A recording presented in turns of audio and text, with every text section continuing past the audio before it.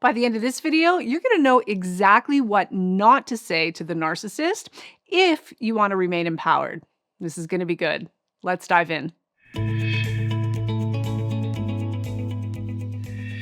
Hey friends, welcome back to the channel. If it's your first time here, I'm Tamie M. Joyce, empowerment life coach and creator of the Freedom Class, my signature 8-week transformational coaching program for healing and recovery from codependency and narcissistic abuse. If you're done with painful relationship patterns and you're ready to take your power back, you can learn more about how to work with me by applying for a free one-on-one consultation by clicking on the link in the description below this video. So let's talk about what you should never say to a narcissist. First and foremost, the key to dealing effectively with a narcissist lies in learning how to stop giving your power away. And when it comes to communicating with a narcissist in a way that does not disempower you, the golden rule is the less said, the better. Less is always more. Now, on that note, here are 4 specific things you should never say to a narcissist. Number 1, you always do this. Don't use always or never statements with a narcissist. It invites a fight over the technicality of always or never instead of addressing the real issue at hand. Narcissists will hijack and deliberately derail the entire conversation based on that one point alone, just to defend the exception. And here's the thing, pattern recognition is important, powerful even, especially when we've been gaslit by toxic emotional manipulators. That said, confronting dysfunctional or hurtful patterns directly only works with emotionally safe people, relatively well people. With people who land on the spectrum of destructive narcissism, no matter how high or how low, when they're on that spectrum, the win for you is in seeing it clearly and stepping back, not staying to argue. It's never going to work. Number 2, I need you to change, or anything along those lines. Needing them to change puts them in charge. It's you handing over the power in the relationship. It says your healing or happiness or peace of mind depends on their behavior. And now they know it. And that gives them a lot of leverage. And naturally, they like that. More than anything, though, you're wasting your breath. Narcissists don't change, not in any real or lasting way. So telling them that's what you need will be a colossal exercise in futility and frustration. Instead, flip the script in your own head. Understand that your healing and your growth will start when you stop outsourcing your peace, happiness, and personal power to someone who thrives on power and control dynamics and enjoys creating chaos in your life. Someone who feels entitled to hurt you and then blames you for the hurt, the very real hurt, they cause. Number 3, let's just forget it and move on. Now, why you don't want to say this is, all it does is invite more pain. When you say this to a narcissist, what they hear is, I'm willing to pretend this never happened if it keeps the peace. And naturally, so are they. Here's the thing. True forgiveness doesn't require pretending what happened didn't happen. Sometimes self-love, self-worth, and self-respect means holding the line while you stand in the truth, not smoothing things over while you go for peace at all costs with a toxic bully or emotional manipulator. Number 4, you're a narcissist. Do not, and I mean do not, bother telling a narcissist that you've discovered, or for whatever reason you think, they're a narcissist. Calling them out directly will only trigger defensiveness, manipulation, and gaslighting, at the very least. It doesn't lead to accountability. Instead, it escalates the dysfunction and puts a target on your back. So don't say it. There's no point. I assure you, narcissists are very well defended emotionally and psychologically from ever being able to see themselves or anything they've done as being the issue, the problem. Nothing you say can or will put a dent in what's going on with a true blue, dyed-in-the-wool destructive narcissist. So again, save your breath. Now, comment below and let me know whether or not you're finding value in this video. Let me know in the comments section below. And if you'd like to learn more about the possibility of working with me in one of my coaching programs, there's a link in the description below this video where you can apply to see if you qualify for a free one-on-one consultation with either myself or a member of my team. Now, obviously, putting some distance between you and the toxic perpetrator is always going to be the best way to go. But I get that's not always easy or even possible immediately. So, when that's the case, here are some tips to help you navigate the trickiness of it all when you can't go no contact. To begin with, do not overshare. You should never share any sensitive or deeply personal information with someone you suspect may be a narcissist. Ever. Nothing that they could potentially use as ammunition against you. Narcissists like to be in the know when it comes to the lives of others, and they especially like to gather a lot of personal data in the early stages of the relationship. It gives them a sense of power over you, and they are notorious for using your disclosures against you. So, learn to respect your own privacy. Also, develop your ability to set healthy limits and boundaries so when the narcissist is asking intrusive questions, you can handle it with confidence and grace and without the discomfort. If you've already overshared with the narcissist, don't worry about it. Just try to be more discreet moving forward. Again, it's about learning to respect your own privacy as well as understanding that just because someone asks a question doesn't mean you have to answer it, no matter who they are. When people are prying, a really good way to protect yourself is to not answer at all. Or, my personal favorite, answer their question with a question. For example, you could reply with something like, that's an interesting question. Why do you ask? Or, that's a personal question. Why do you want to know? Or, that's an awfully personal question to ask someone you don't know very well. I wonder why you'd feel entitled to ask me that. And whatever they come back with, just say, oh, and then not another word. If they persist, simply say, I'd rather not say, thanks. And remember to breathe while you're at it. Stay out of your head and remain in your body. This makes setting boundaries like this a whole lot easier to do. And don't forget, people with a destructive narcissist personality pattern will use any and all information against you once they realize they aren't going to be able to succeed in controlling, manipulating, dominating, or deceiving you. And this is when you'll enter the devalue and potentially even the discard phase of the abuse cycle.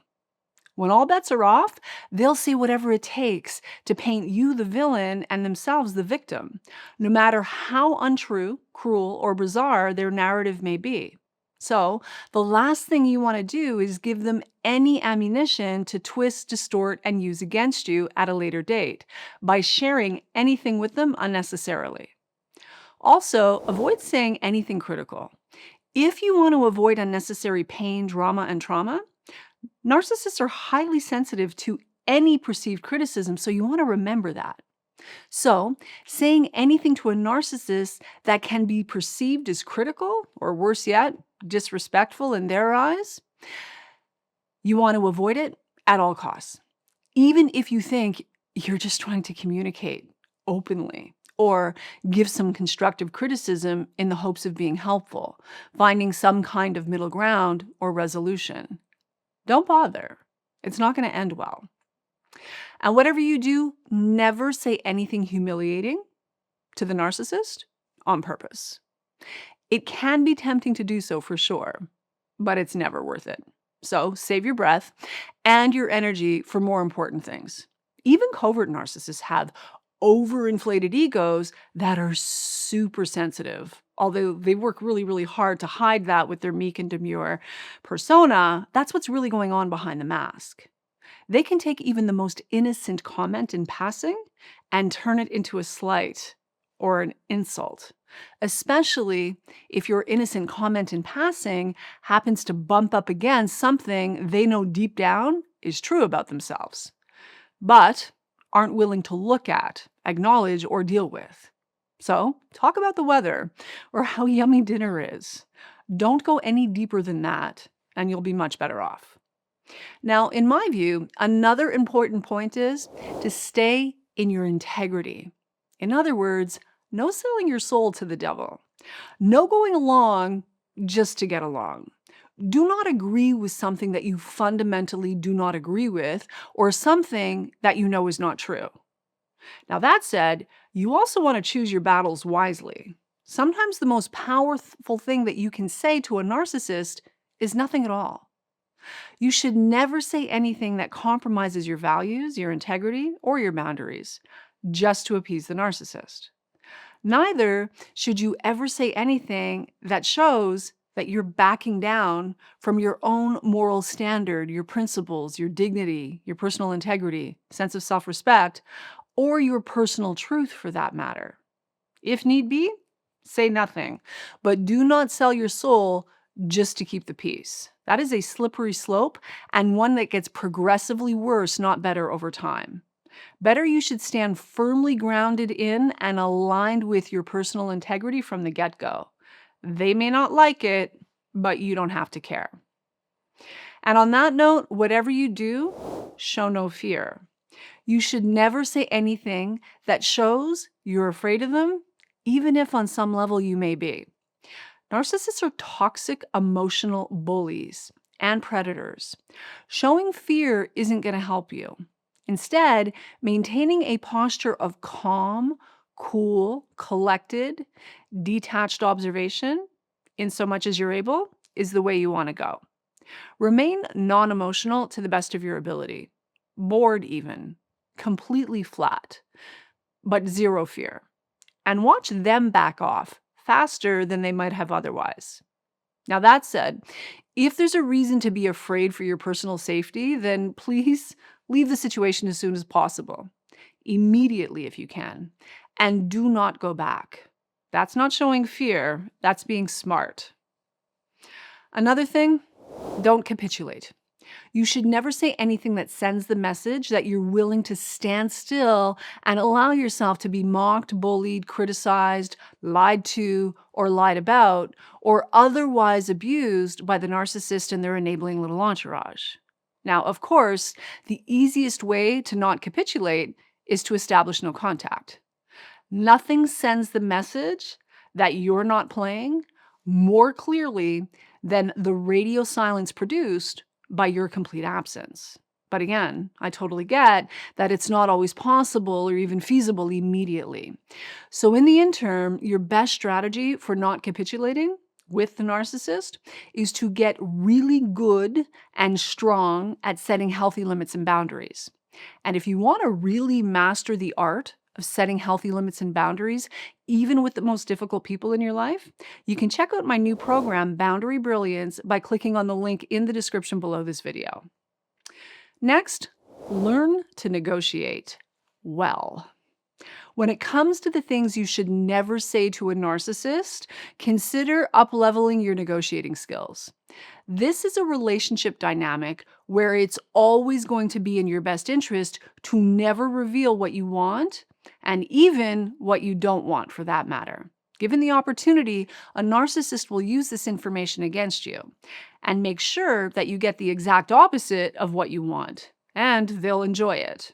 And this is especially true if you're in the midst of a divorce or a custody battle with a narcissist. So, where you're able, let them think you want something other than what you actually want, and that you could care less about the thing that you do want.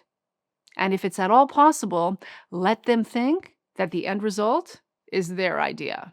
In other words, let them think they won, even when the reality is you're winning. They don't need to know that. Keep your ego out of it and let them have the last word, if you want to actually walk away with the win in the end. With narcissists, we're literally operating in an inverted reality, upside down, inside out. Remember, counterintuitive is usually going to be the best way to go. Don't assume you're dealing with people who have empathy and a conscience and who would handle things the way you would or a decent person would. That's not who you're dealing with. So remember that. It's not easy to do all of this, but totally doable with practice. And finally, no drama, chaos, or problems. Do not inform a narcissist about any issues, struggles, problems, or challenges you have going on in your life, no matter who the narcissist is. Now, this goes back to what I said earlier about not oversharing, but it's more specific. When we're struggling, we're often tempted to share about a specific problem we're currently facing for any number of reasons, not least of which we're looking for empathy, compassion, and support. And as the old saying goes, we need to learn to stop going to the hardware store looking for milk. A narcissist does not have the capacity to empathize with your plight, never mind offer sincere compassion or any real and genuine support. Not without strings attached, anyway. Also, given the opportunity, a narcissist can do and say things that will only make your situation worse than it already is. So don't ever look to solve any kind of problem or issue you may be having by discussing it with a narcissist. Instead, either go to the safe people in your life for actual wise counsel, guidance, and support, or figure out how to solve the problem on your own and without the destructive narcissist and their input and interference. Seek professional help if you need to, but never turn towards a narcissist expecting them to be able to give you what they don't have, namely empathy, compassion, or again, genuine support. The harsh reality is, they're likely to enjoy knowing you're grappling with something difficult, and they'll take great pleasure in the knowledge that things aren't going all that stellar for you after all. Do not give them the satisfaction. Again, do not go to the hardware store looking for milk. They don't have it to sell. And with that, I'm going to call it a wrap. But before I go, how can Tamie M Coaching help you? 4 ways. Number 1, subscribe to my channel and click that notification bell to make sure you get my new video every Friday. Number 2, watch my free web class by clicking on the link in the description below this video. You'll learn about my personal journey and professional experience through decades of research specific to healing and recovery from codependency and narcissistic abuse. You'll also learn about some powerful strategies that you can begin to use today. Number 3, if you're not sure where to start, but you want to come and learn from my team and you'd like to be supported by a stellar community of like-minded people who are focused on solutions that actually work, you can learn more about my 8-week transformational coaching program, the Freedom Class, by going to tamiemcoaching.com and clicking on Programs and Reviews for all the details. And number 4, if you want some help right now because you have a burning issue, you need something solved, you want to break free from painful relationship patterns permanently and actually make lasting progress in your healing and recovery, go to tamiemcoaching.com and click on Apply Now to learn how you can become my client.